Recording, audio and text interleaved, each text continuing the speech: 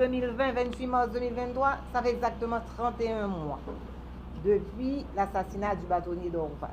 2 cabinets d'instruction ont été successivement en charge du dossier. D'abord, nous avons eu le juge Renaud Régis, qui, malgré les entraves, a pu mener son instruction à une phase avancée. Il a obtenu, après une enquête supplétive de la DCPJ, suffisamment d'informations pour déclarer que bientôt, il va rendre son ordonnance. L'enquête est pratiquement bouclée. Malheureusement, on ne lui a pas laissé le temps de finir cette enquête et il a dû partir, quitter le pays, comme vous le savez, et qu'on n'a pas cessé et qu'on ne cessera jamais de le répéter. Suite à cette démission, le dossier a été confié à un autre cabinet d'instruction qui, désolamment, n'a rien fait dans ce dossier, oubliant que le bâtonnier d'Orval faisait partie du système. On en était là, avec tout ce que vous savez au niveau de la justice. D'abord, il y a les juges qui ne voulaient pas descendre au boulevard Harry Truman pour raison de sécurité. Ensuite, il y a la prise de possession des lieux par des hommes armés. Le tribunal est nulle part et partout. Nous savons qu'il y a un cabinet d'instruction à Tabar et nous avons appris qu'il y a 2 autres juges d'instruction qui siègent également à Tabar. Donc, un pays aussi bouleversé, aussi tourmenté, n'a à nos jours que 3 cabinets d'instruction pour mener des enquêtes. Bon, nous n'allons pas rentrer dans les détails pour dire qu'il n'y a pas d'enquête.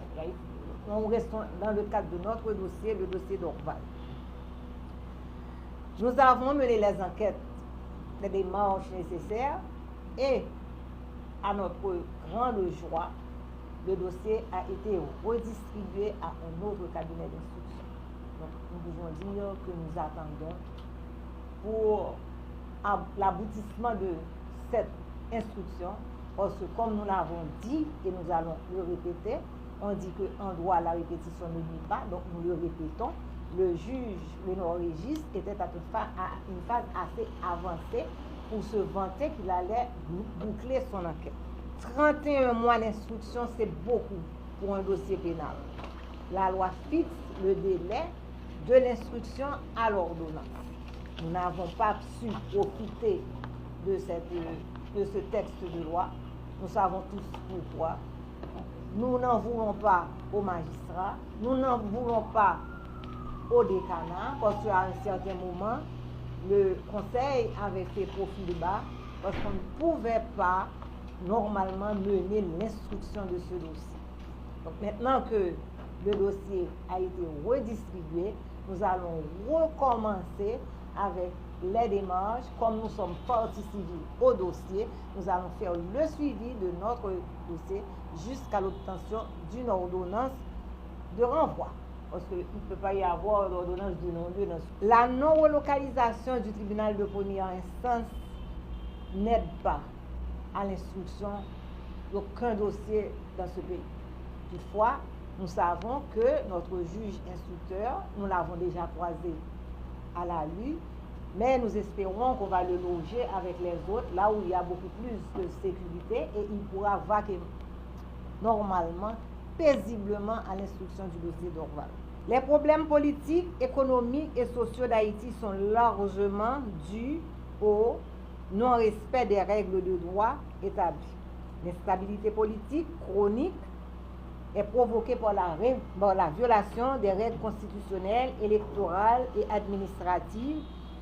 La justice judiciaire fonctionne de manière peu satisfaisante. Les conditions de travail du personnel judiciaire laissent à désirer.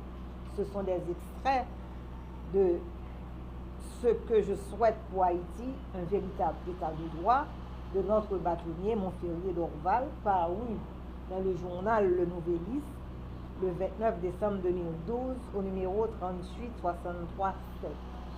Vous allez retenir la date. 29 décembre 2012. Okay? Donc maintenant, il y a plus de 10 ans que Montferrier d'Orval avait dit qu'il voulait un état de droit pour Haïti. Et nous sommes loin d'un état de droit en Haïti. Il y a un maître qui va commenter cet article de notre bâtonnier, Montferrier d'Orval.